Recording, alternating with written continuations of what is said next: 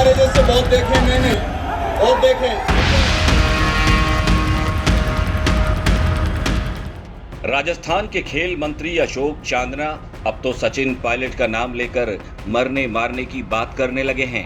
चांदना ने एक ट्वीट कर लिखा है कि मुझ पर जूता फिकवा कर सचिन पायलट यदि मुख्यमंत्री बने तो जल्दी बन जाएं, क्योंकि आज मेरा लड़ने का मन नहीं है।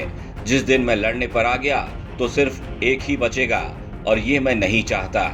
कल पुष्कर में कर्नल बैंसला के अस्थि कलश विसर्जन के दौरान मंच पर आए कांग्रेस के मंत्री अशोक चांदना की ऐसी भद्द पिटी कि अब वो मरने मारने की बात करने लगे।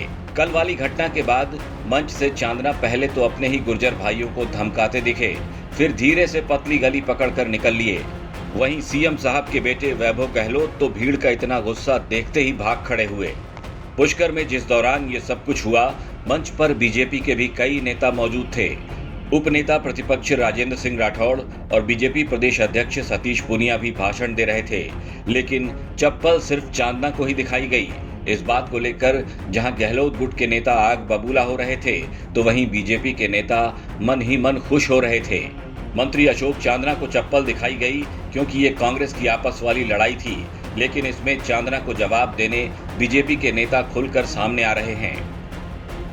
उपनेता प्रतिपक्ष राजेंद्र सिंह राठौड़ ने चांदना के ट्वीट का जवाब देते हुए लिखा है कि दूसरों पर तोहमत लगाने से पहले अपने गिरबान में झांक कर देखिए। आखिर हुजूर ये हालत क्यों बनी?